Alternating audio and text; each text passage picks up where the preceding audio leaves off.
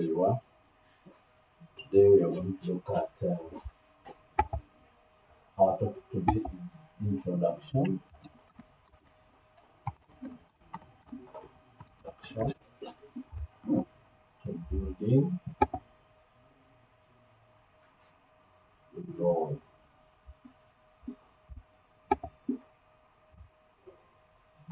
This is our paper 3, 735, stroke 3, building drawing.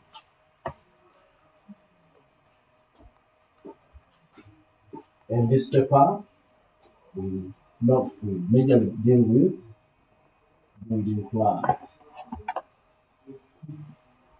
Building plans.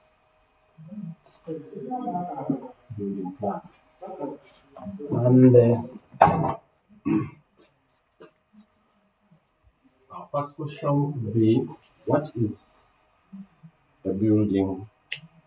And the second question is, what is a building plan? So we shall say that a building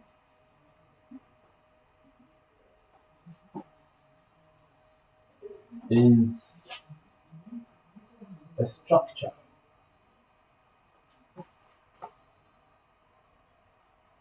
designed to occupy human activities. It's a structure designed to occupy human activities. And these activities can include sleeping, include business activities, can include, I would say, sleeping in, business, it can be shopping malls, etc. But before we design the building, we have what we call a building plan or a plan. So we shall say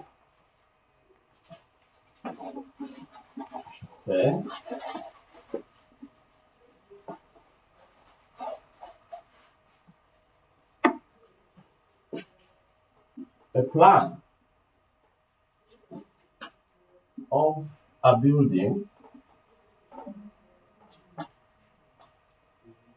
is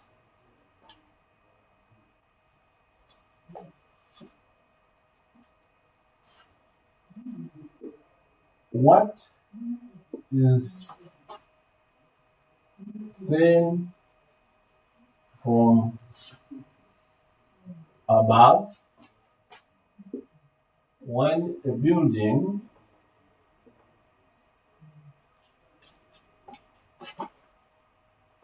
is cut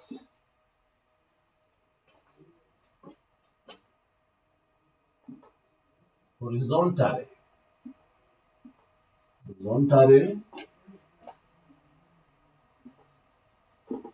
at a window levels. This is in brackets, you can say it is imaginary. It's imaginary. It's not real. We can take an example of a simple building. Supposing we have this as our building. This is our simple building. Yes.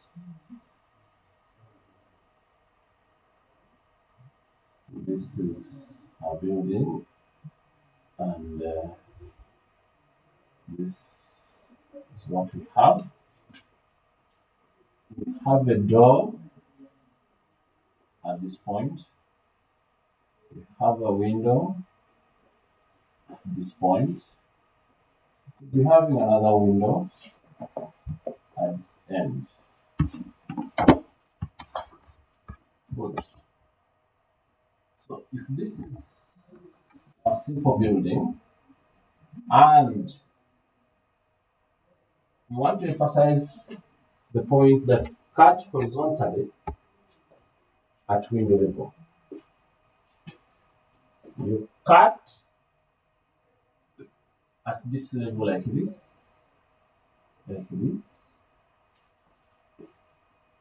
upwards.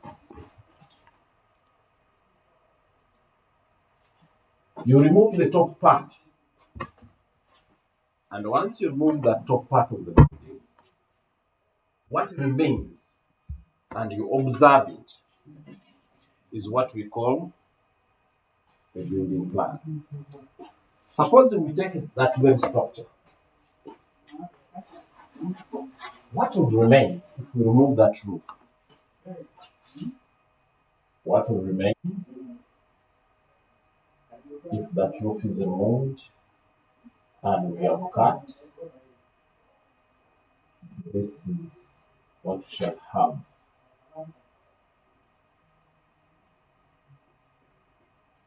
This is what we shall have.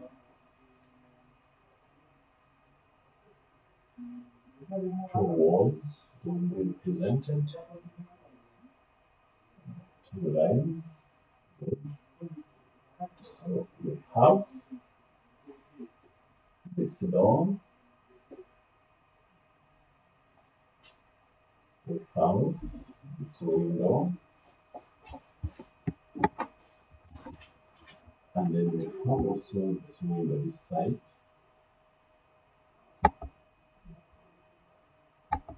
Yes.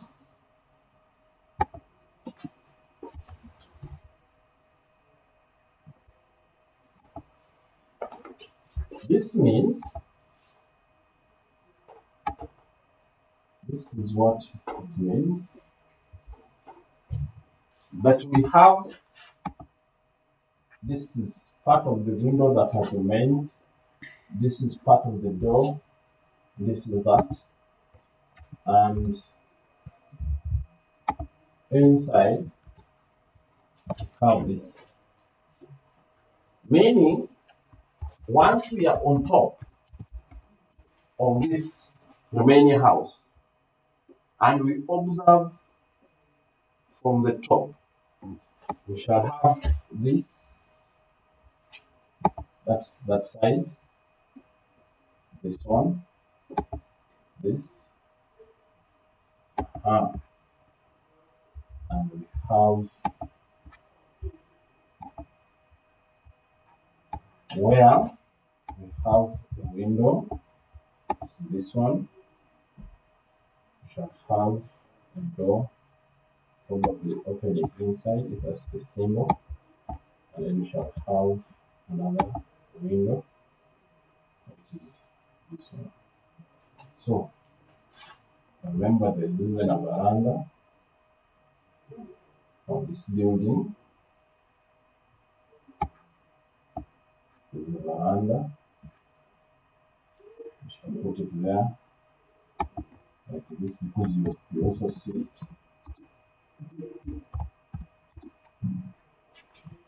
So, this is what we call a ground plan. A ground plan for this house. But as I said, a plan of a building is what is seen from above when a building is cut horizontally at window level. And I say it is imaginary. Why I'm saying it is imaginary is that there is no way you can cut an already existing building, you cut off the top at window level. How do you carry it? It's not possible. So we imagine that's what we do, and we come out with a ground plan. So this ground plan here is part of what we are going to deal with. So what do we need to know about the ground plan?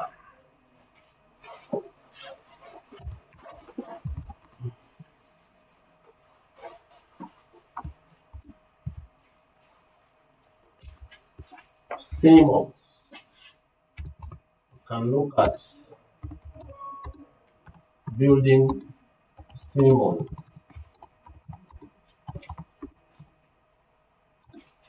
Building symbols. We can now raise the question and ask ourselves, for a building plan of this type, we need to have knowledge of the symbols we are going to use in the plan. But let us take an example that we are going to look at a building and we want to analyze what do we have. You can raise a question. What do we have on our building of any type? Yes, we have doors. So we have windows. So we have window sills. Window sills. So on the building, we have the roof. On the building, we still have the veranda. The veranda, all these are symbols. All these shall be represented with the symbols. Remember our question, what do we have on a building? Physically, what you can see doors, you can see windows, you can see window sills, you can see the roof part, you can see the veranda. So these members can be represented using symbols, and the symbols are A for doors. You can have this symbol representing a door, and we shall call it a single door. Just a single door. That's how we shall represent this. We can also have a double door. You have seen buildings with the double doors. This is the symbol for doors, and this is what we call a double door. Then we go to windows. B is windows. Regardless of the type and size, the symbol for a door, for windows, will always remain the same. This is our wall, and two lines in between, and the window sill.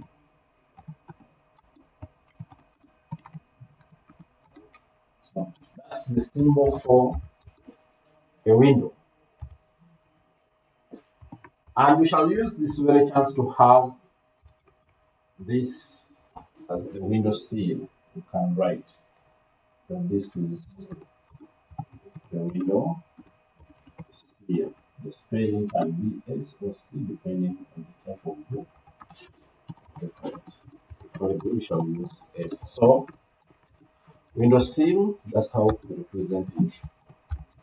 The veranda, I already demonstrated how a veranda, supposing this is your building,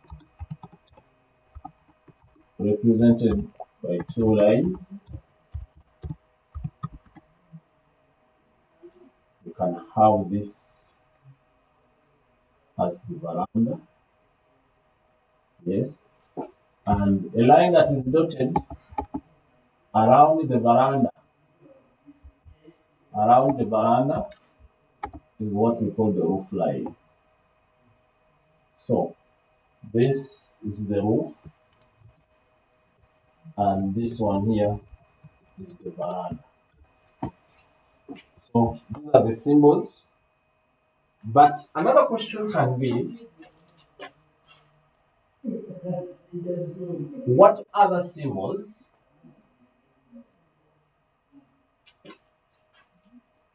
do we use on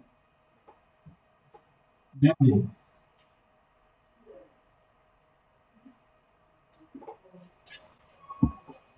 What other symbols do we use on buildings? We shall take an example of a domestic house, which we shall call a bungalow. There are different types of buildings. I said, yes, please. Mm.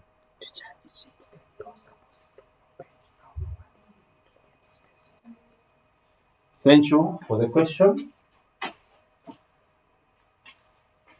External, to answer Nantumbe's question,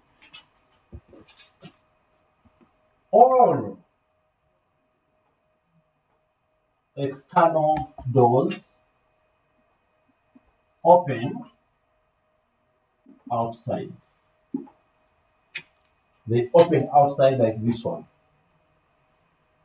Two, the reasons are: one, to create space inside; secondly, for security purposes. A door that opens outside, it's very hard, or it gives headache for any person trying to forcibly enter the house. And it becomes very easy for a door that opens inside for somebody to kick it inside, or to use any methods to remove it when it opens inside. So external doors, because they are strong and they are purposely for security reasons, they open outside. And the same line, all internal doors open inside. It's not a matter of creating space inside. The principle of doors is that a door was always located near the nearest wall. That if you have a house or a room like this one, and you want the door inside, so it will be just near the wall. So that as you are entering, this is maybe the sitting room and this is the bedroom. You can observe in your bedrooms that the doors are not centrally located in the room, but just near the wall. All those are methods of creating more space in the building. Thank you for the question. I think we can proceed. I was saying that other symbols used on buildings are, for example, we can have these rooms on buildings. We have the sitting room,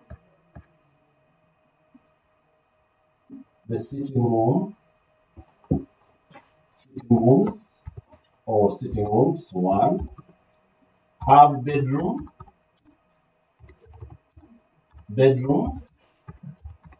Other rooms on buildings, we have the dining.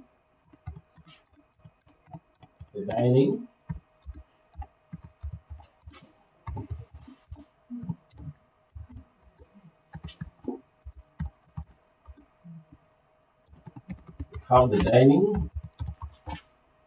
We have the toilet. We have the garage. What else do we have? We have a store. can have a store room, can have a shed. All these are places found on a building, and we said for our case we are going to deal with a domestic house.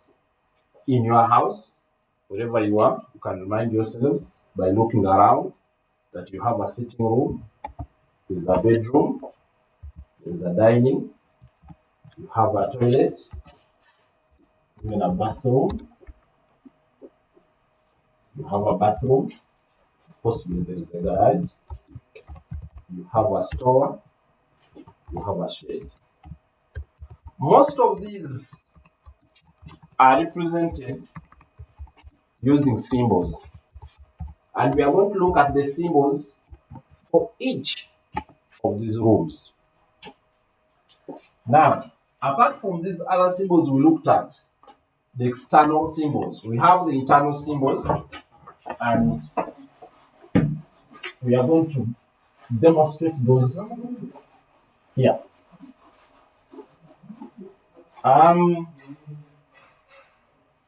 Like in our sitting room, how do you tell?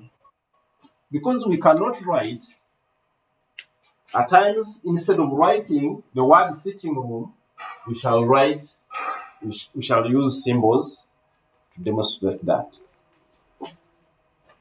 Supposing this is our room, this is our sitting room. Yes, it's as big as this. Let us use 2 lines to represent the thickness of the wall. And because it's a sitting room, there is a double door, and maybe there is a window, and there is another window. Those are the symbols I said. And we want to put the symbols for the sitting room. In a sitting room, the symbols we use are chairs, sofa set chairs, and we normally use 3: 2 double seaters and a single seater. So you plan accordingly. You can say, I'll use this.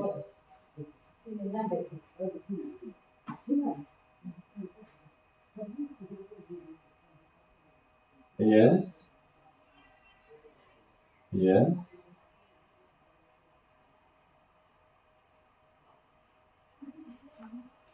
That's a double seater. You can put, remember this is symbolic. You can put a single seater. That's a single seater. And maybe another double seater around here.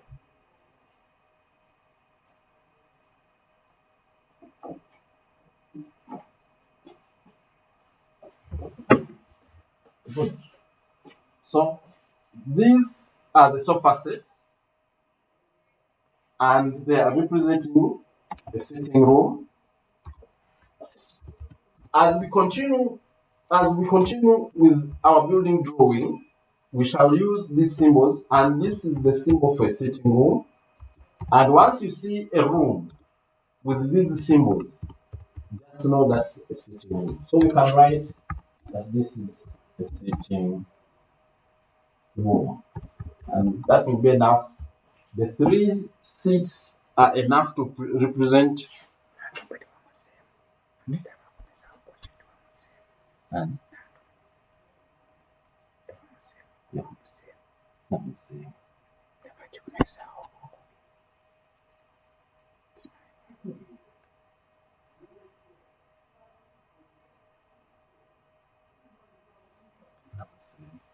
I want you to continue to emphasize the point from Nantumbu's question. She's asking that she thinks that doors open outside, particularly to create space inside. While I agree with her, but there are principles we use when designing these doors, why they open inside and why they open outside. Regardless of how they open, they must create more space inside. I said that when a door that opens inside, more especially in all internal doors, those that go to our bedrooms, to the toilets, to the what, they are supposed to open inside. Because, for example, if you are going to the toilet and the door opens outside, it may be coming out, it may be opening outside to the corridor, and you block other people from passing. But either way, for example, if you have your toilet room as simple as this one, I'm emphasizing how it opens inside and creates space at the same time. I say the door will be near the wall and it will open. So when you open that door, it will come very close to the wall and to be parallel to the wall, thereby creating space. So this particular door is opening inside and it is at the same time creating space. Therefore, all doors, regardless of how they open, they must be creating space, enough space inside. Hope I've answered your question. To proceed, I was talking about the symbols for the rooms we have, and then we can go to the dining, to the bedroom. A symbol for the bedroom. There are two types of bedrooms. Bedroom. We can have a master bedroom,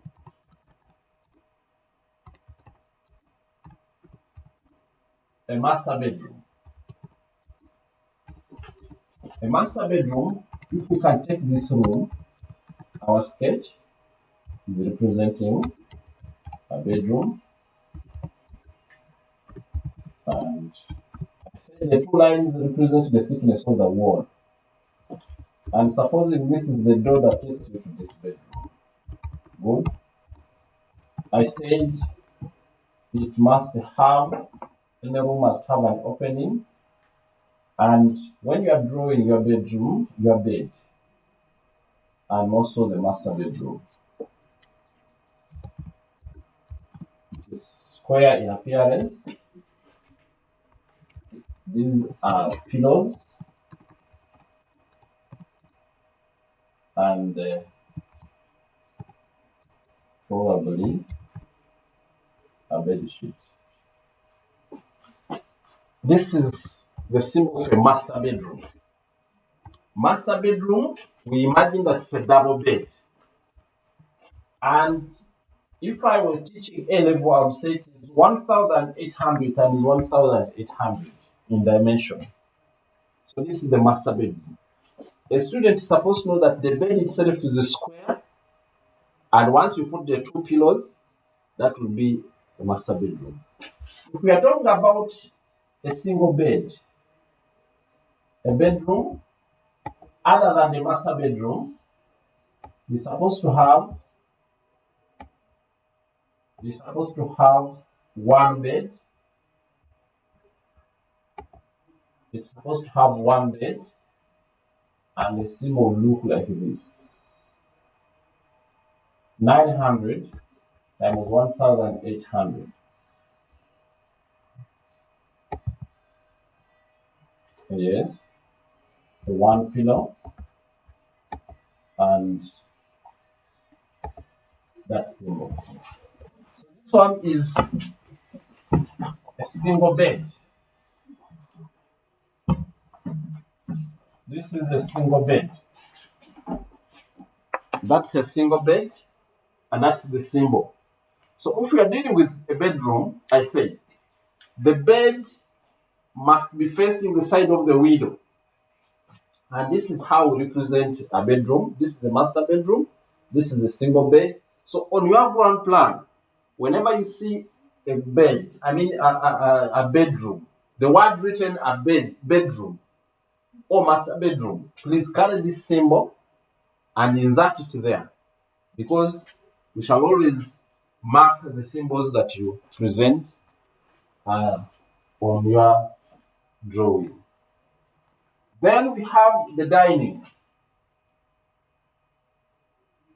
The dining.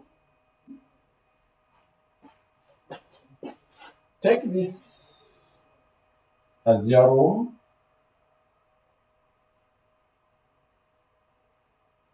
This is your dining room.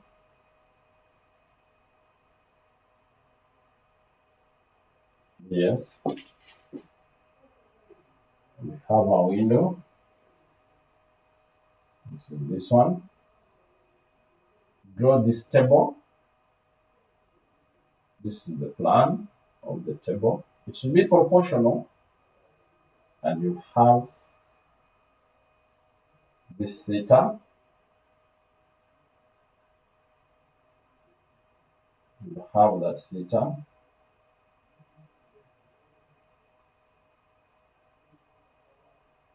Yes. Good. So this is the dining. That means this is a 6-seater dining table. And the symbol will look like this for the dining. I'm emphasizing we are looking at symbols used in building drawing. At the end of the day, once we are given a ground plan, we shall be able to insert in these symbols, and therefore we shall be communicating technically. Then we have the toilet. The toilet. This is the room. Somewhat narrow.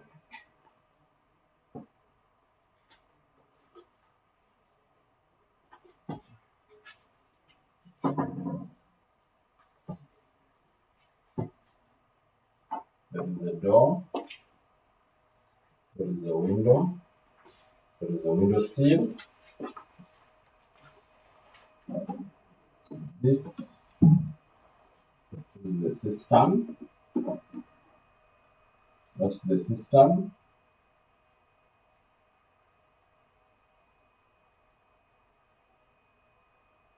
Yes.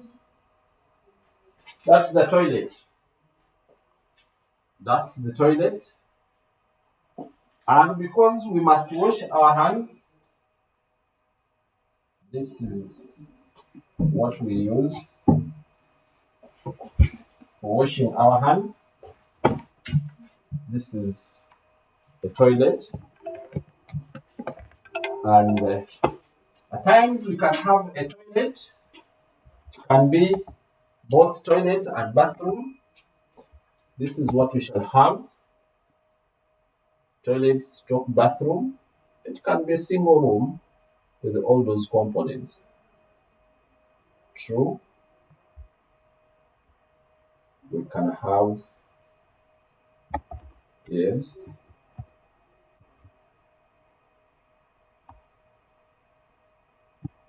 These symbols are common on our plans, and we need to understand them that this is the window sill. The first place should have a cistern, and then this toilet, then this basin where we wash our hands, and wash basin, and then we have at some point can have a shower. That's the shower. I wouldn't want to write names inside, but these are the symbols. This is a hand wash basin, this is a shower, and this is the toilet. So sometimes, if you don't put that shower, if you don't put this shower, you put this.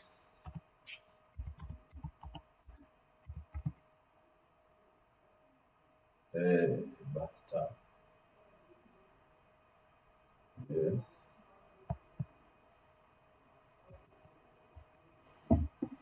True. This one here.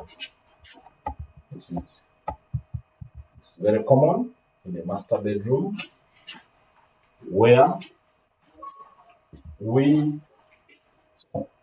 you cannot have these two symbols, this one and this one, in the same room or in the same bathroom. You either have a shower or this bathtub, but not both. So those are some of the symbols we shall use as we continue with our lesson. The garage. Yes, please.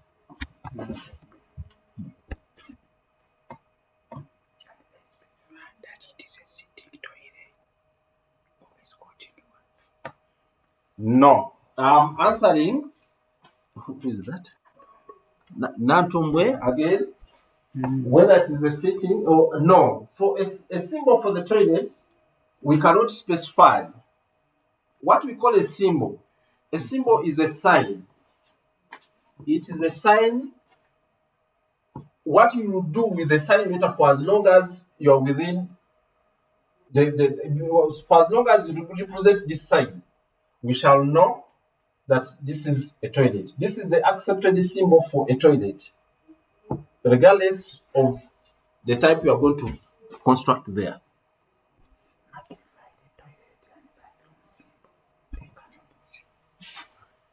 I see. The toilets are, to make them a bit bigger, I'll take this as my room where I'm going to have my toilet. I said we normally use two lines to represent the thickness of the wall. And as I said, this is the door. And the window is normally at the end here with the window sill. Now, the cistern looks like this. And that's our toilet seat. You can have another small light inside, like that. This one, to make it big, normally looks like this. Good. Have another line inside. Have a hole, then this line. Remember, this is symbolic. And I said if it's a shower,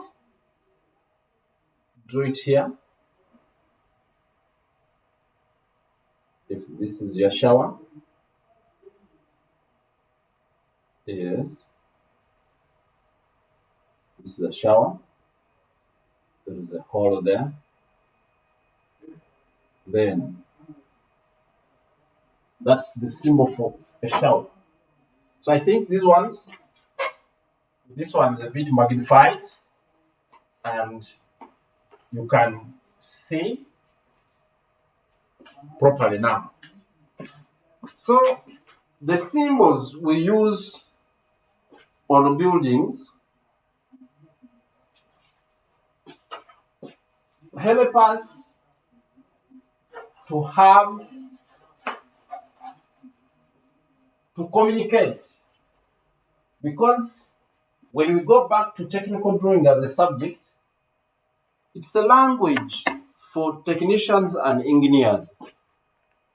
You cannot write a whole paragraph describing, or paragraphs describing seats. But when you use a symbol or symbols, you have summarized what would have been very, very long information. We are now going to look finally at the garage. The garage. Again, somebody will ask me whether different vehicles, because you have different makes and designs of vehicles, but for as long as you present the symbol there, we shall accept it. It has minimum standards.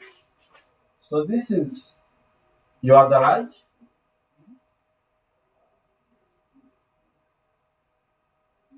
Yes. 2 lines to represent the thickness of the wall. We can have the window here and double door for the garage. You are aware, just as I do, that a garage normally has that. And the vehicle.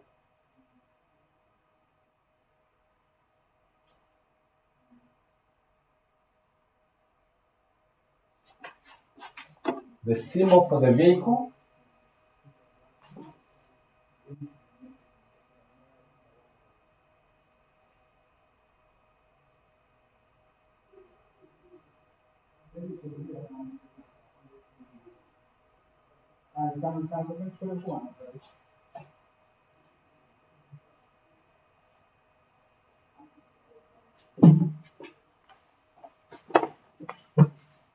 We are demonstrating the symbol for a car in the garage.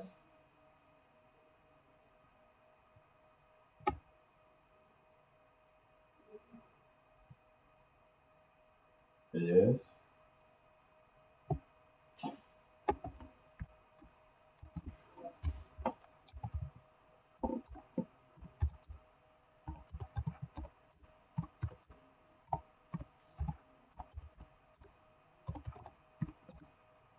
Yes.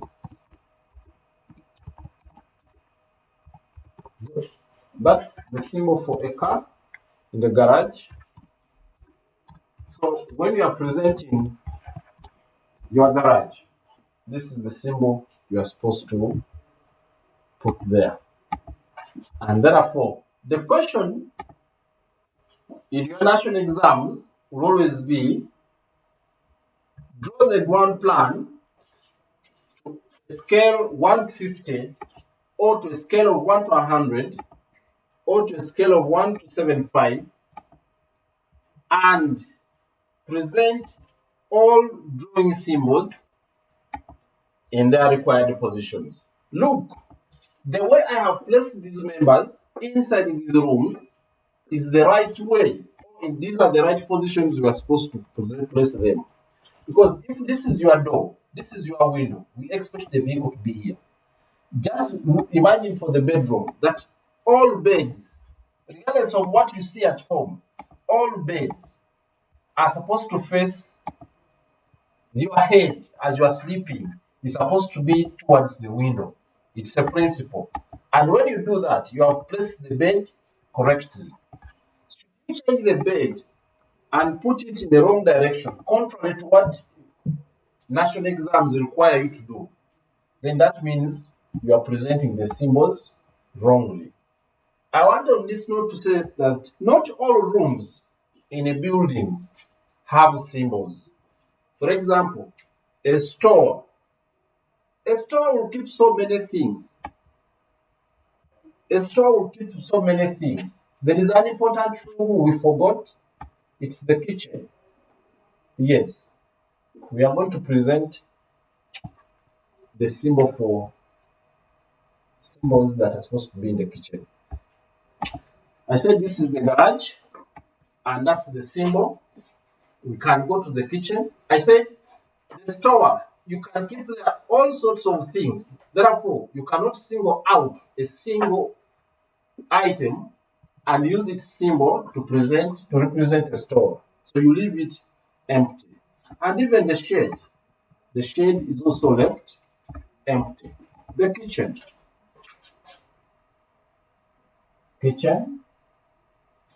This is where the cooking takes place. I'll have a relatively big room to enable members to see the symbols properly. 2 lines. Remember I said that every room has a door, good, and every room has a window. The construction is the principle. Therefore,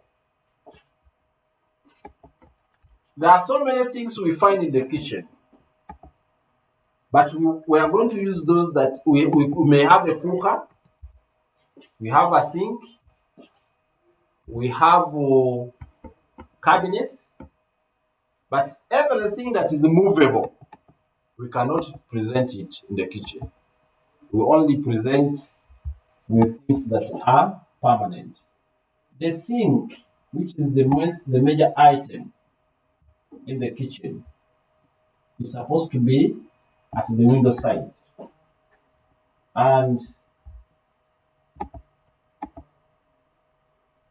this is how it looks like.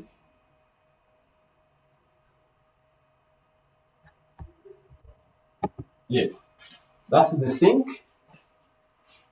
That's the sink. And what else do you have in the kitchen? You can have these cabinets, these ones. So this is what we expect you to present in the kitchen. Therefore,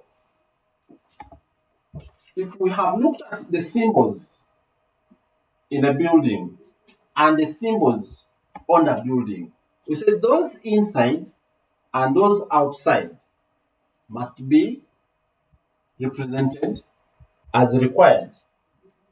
Now, we are going to look at a simple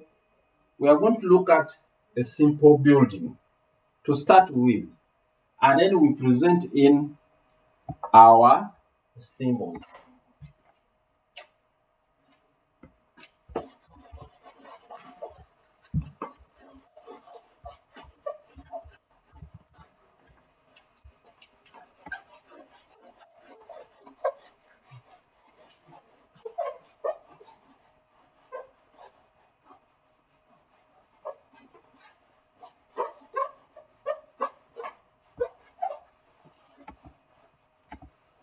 So we are going to look at a simple design.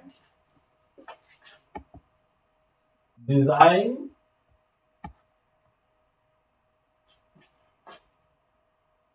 a simple house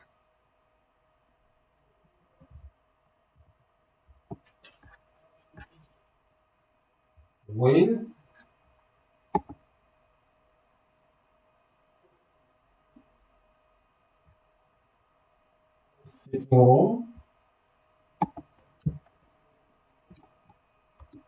sitting room, with a dining,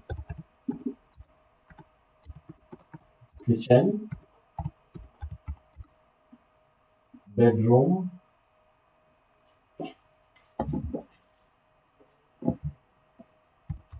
and a shed. Yes, for today, we are going to have not to scale, but we are going to design that building. I said it has a sitting room, it has a dining, it has a bedroom, which is self-contained, and a shed. Now let us share discussions. These rooms, as you see them, we have principles that we follow when we are designing a building. For example,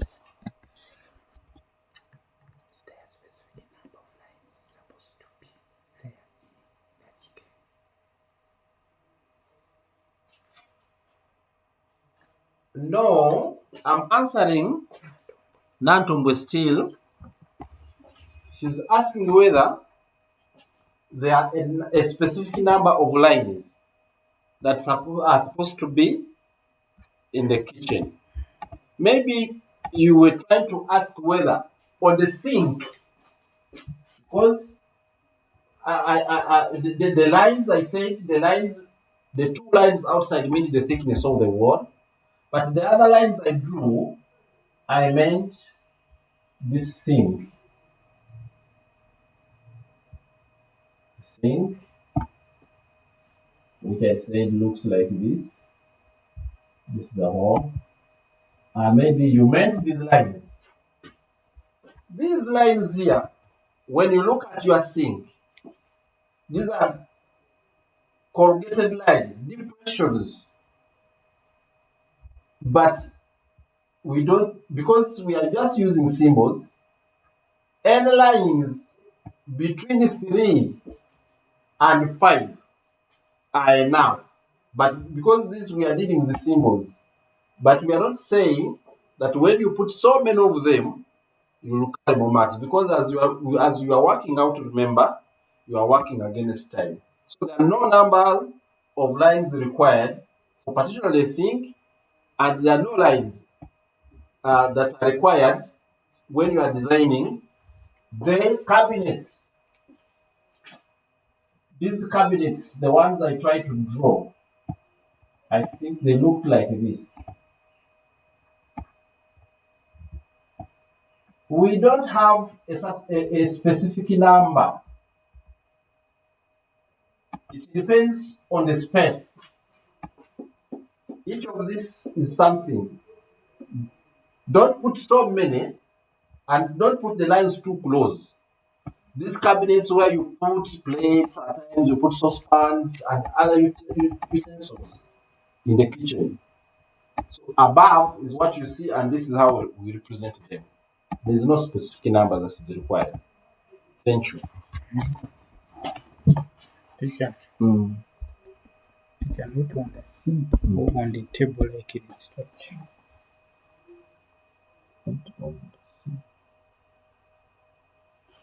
The table.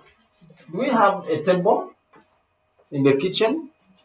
I don't think we have a table in the kitchen. I think I've answered your question by saying these lines here are representing a cabinet. Cabinet where we keep materials within the kitchen. It depends on the space that you have, but any symbol will be accepted. Thank you.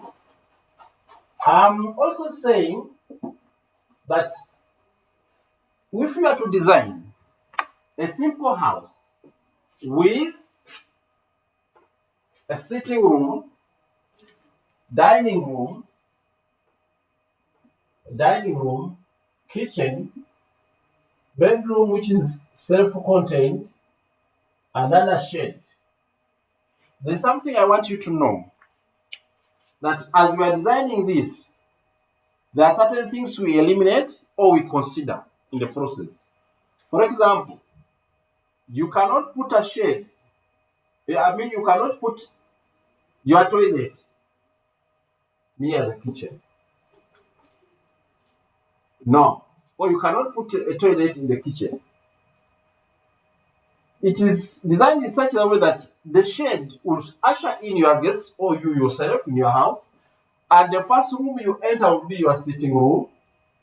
And then that means that from the sitting room you go to the dining, but the dining is supposed to be near the kitchen. And then you have your bedroom where you go and rest.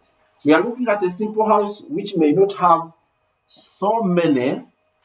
We are looking at a simple house which may not have so many rooms. And this is what you are going to do.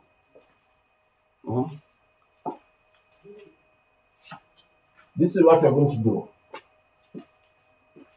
We shall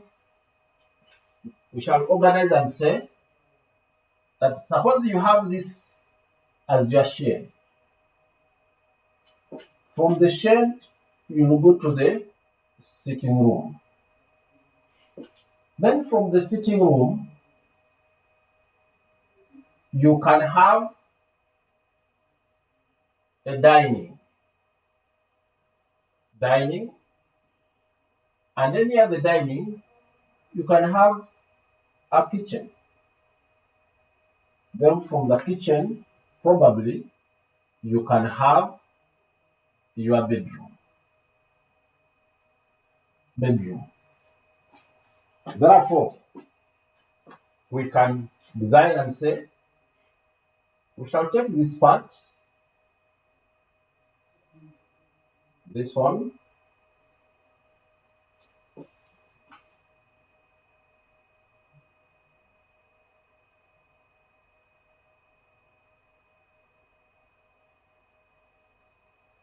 this can be the shed.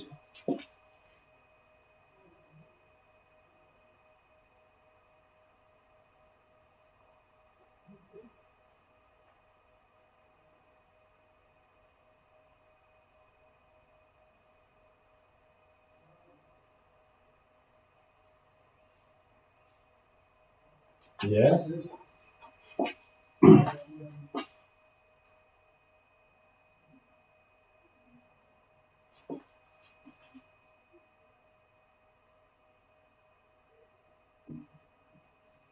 Yes.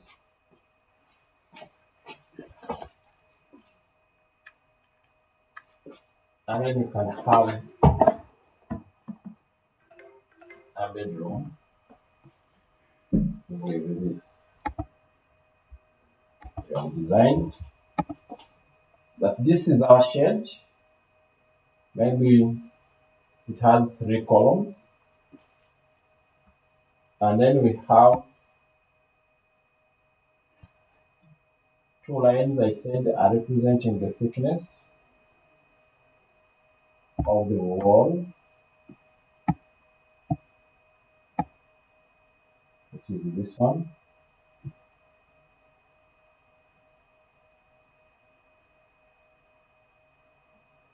Yes.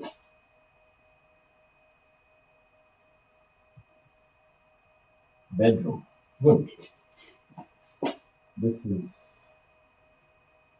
the kitchen.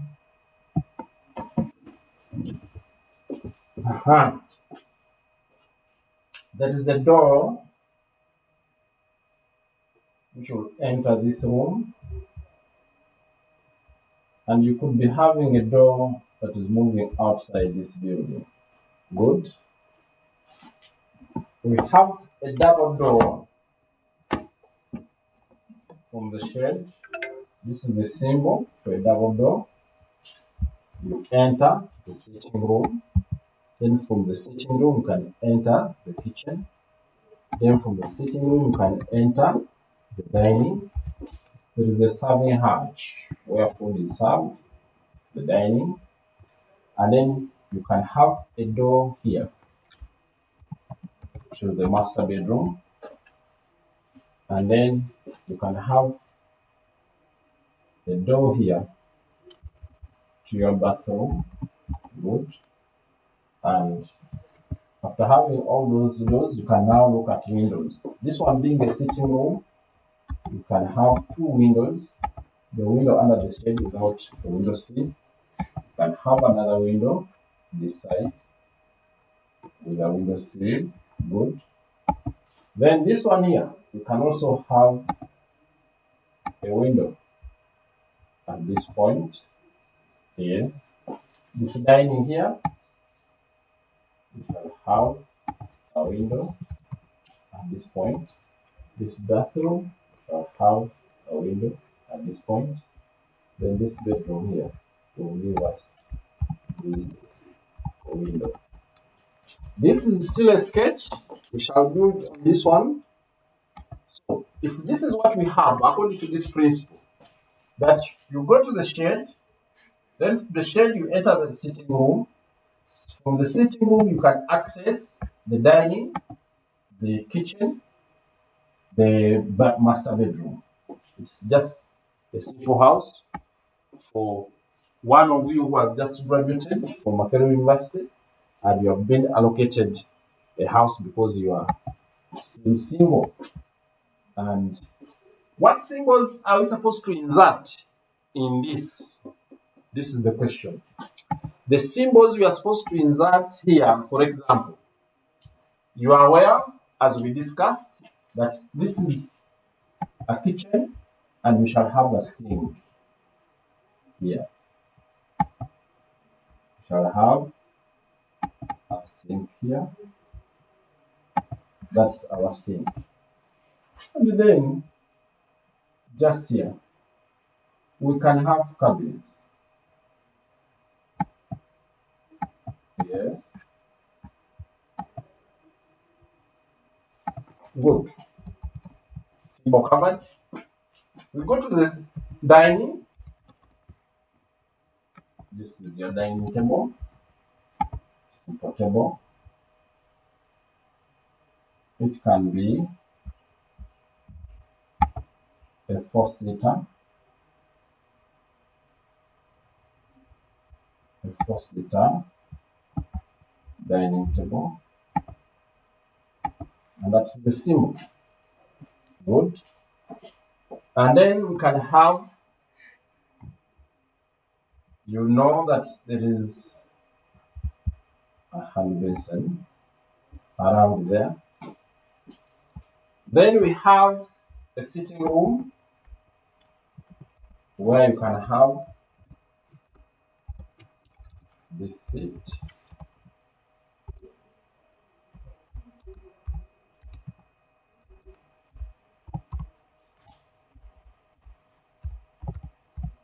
This seat. It's double seater. You can also have here.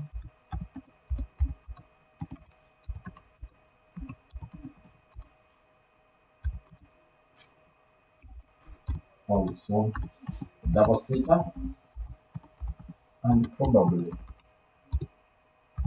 a single seater here.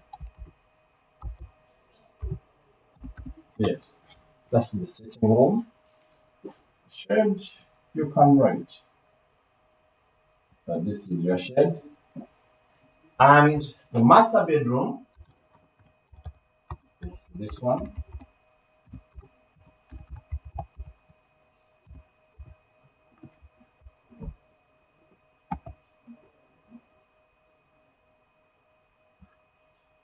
That's the master bedroom.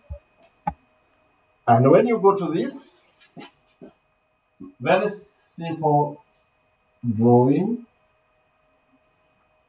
that this is your toilet, and you can have a shower there. You can have this, meaning that this master bedroom, and these are the symbols, and this is what we call the ground plan. The ground plan with symbols. Ground plan with the symbols. This is a sketch. We have not drawn to scale, but at one time we may be required, and indeed we are going to look at how we can draw this ground plan on scale. Now, you have a veranda, which is this line. Yes.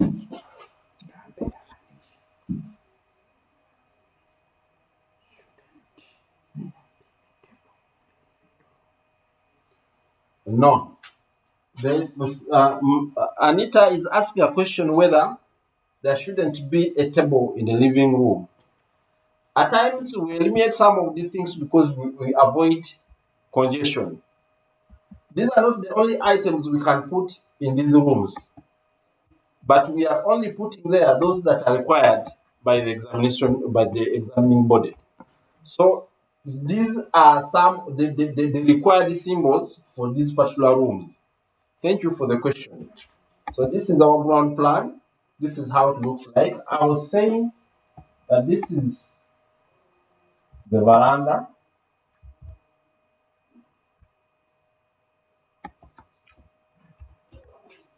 and the roof line is dotted, representing the roof.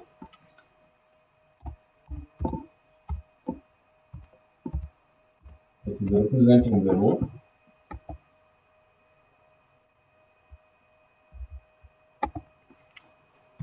And this roof, depending on the design, it will be gable, which is the simplest roof, and that's the roof line. If we are to sketch for you,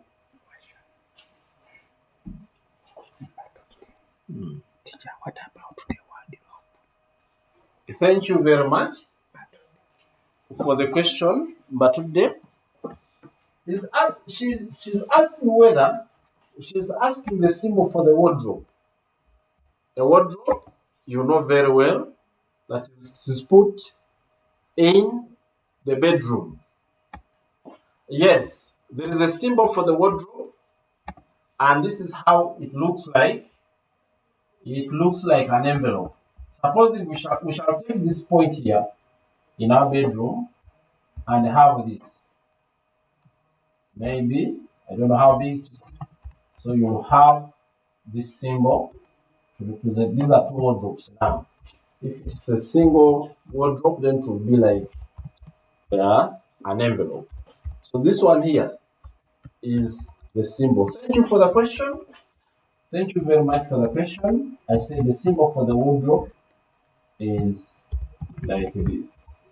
It's like an envelope. Thank you very much.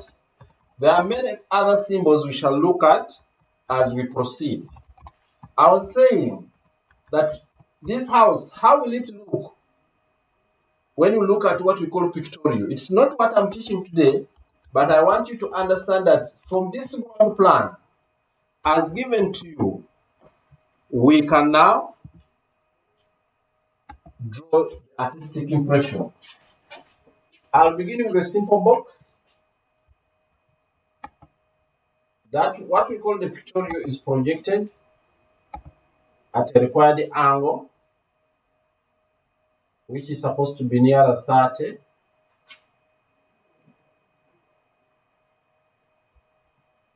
We shall deal with lines. I'm converting this plan from what we are seeing on the ground to something we call a building. Good. Halfway.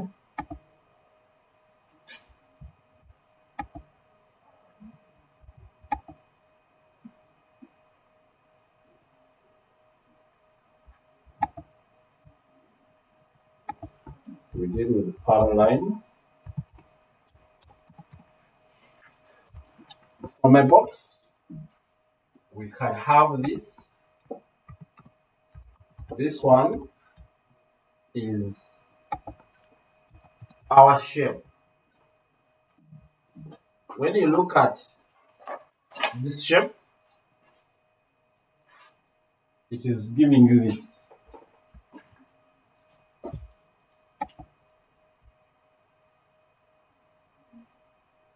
And so,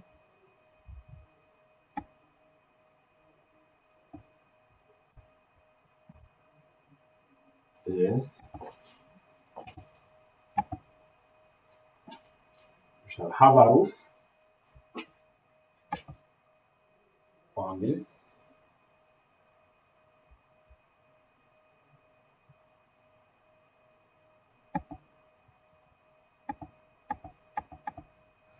Yes. We shall get time and elaborate more on this. I'm only trying to prove to you that from the ground plan, we can have a building.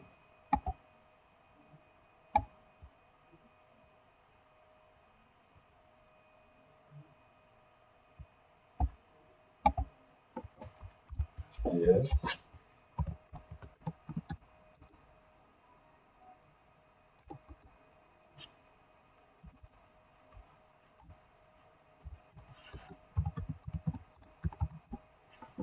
Good.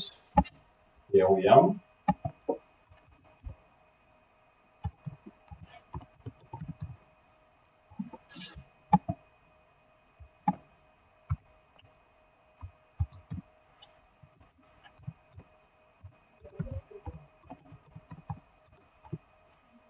These are some of the buildings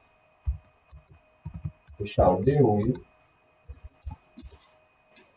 as we proceed with this paper.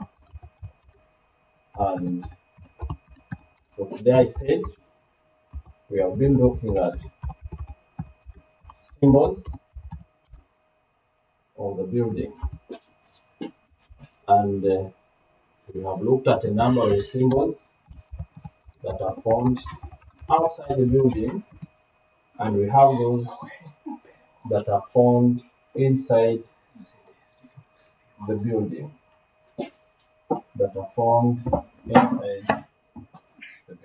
All these are power lines. Good.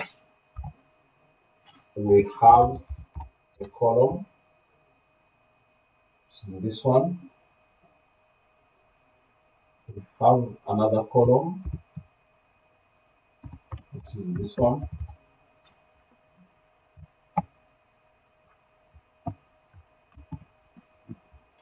Yes.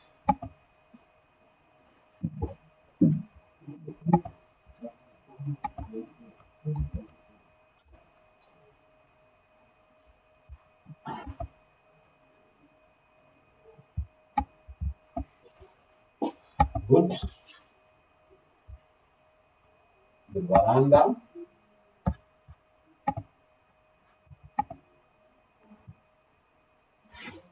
Is this one.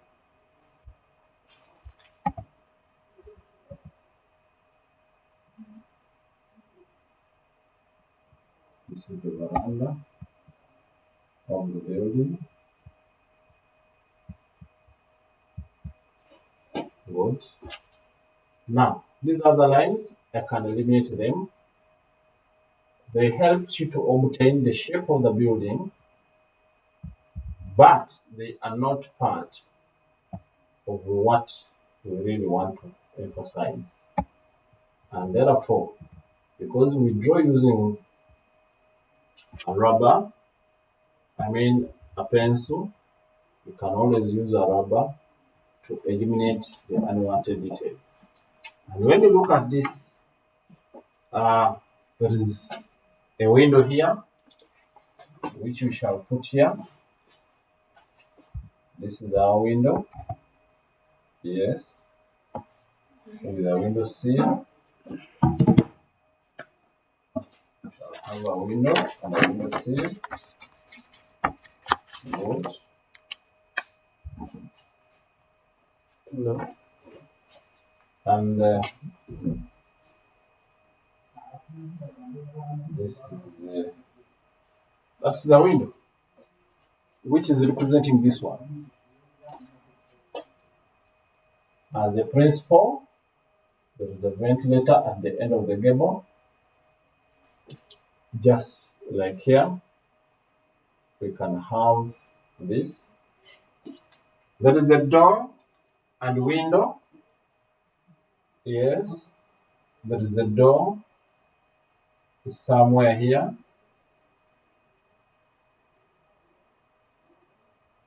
It's a double door. And then there's also a window.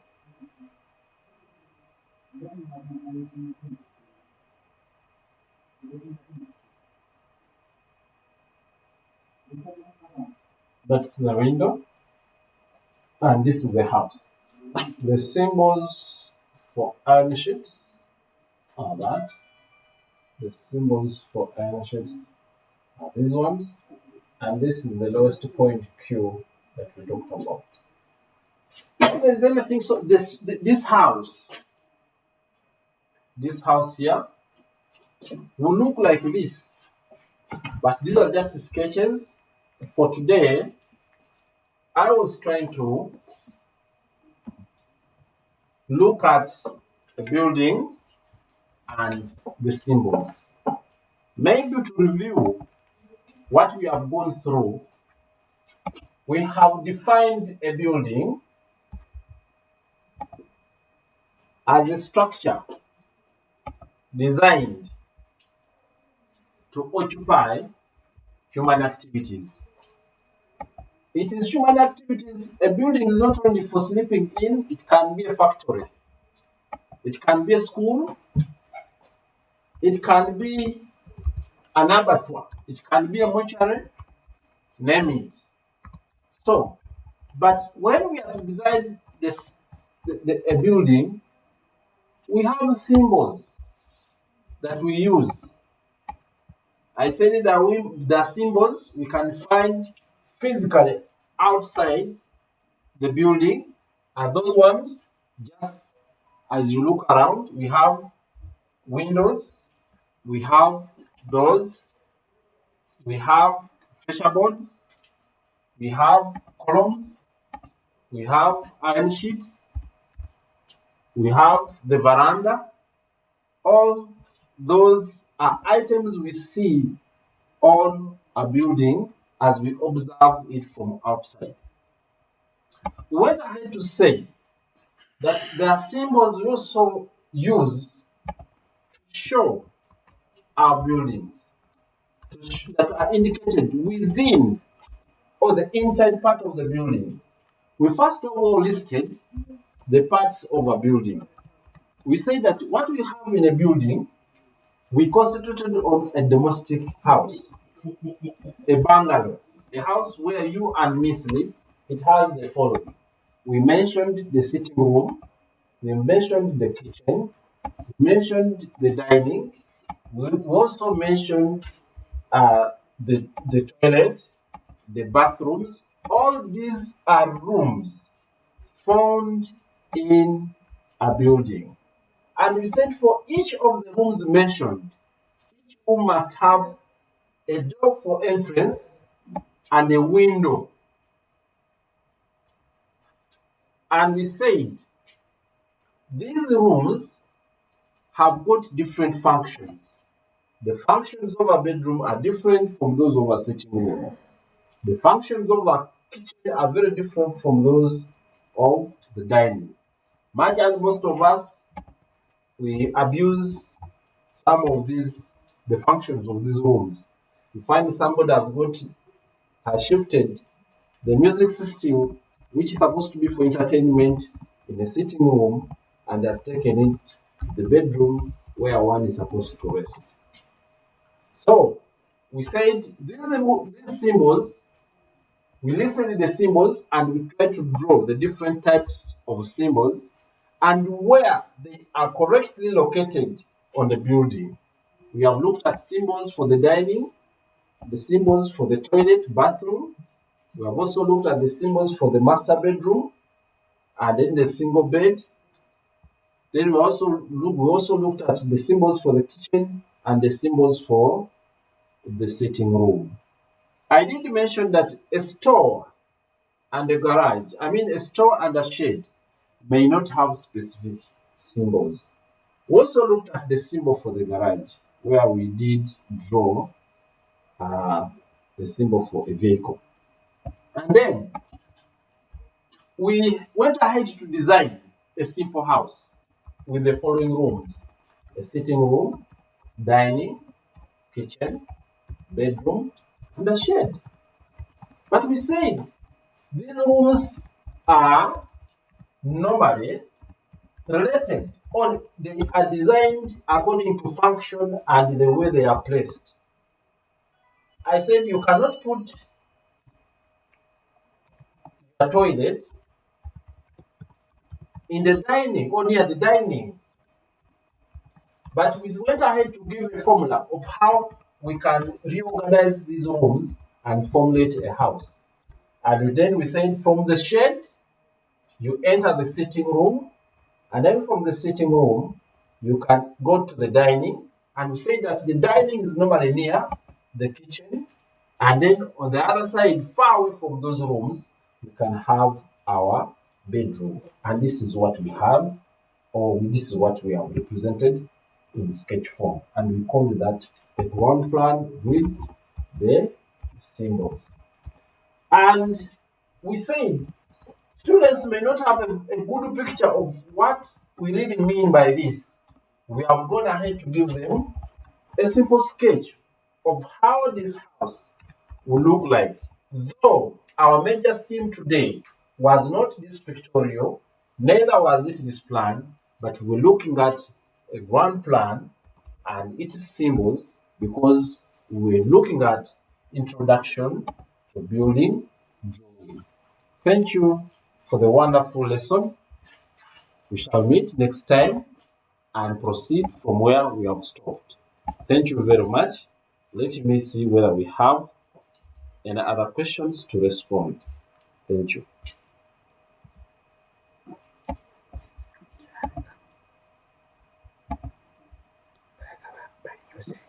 Yes.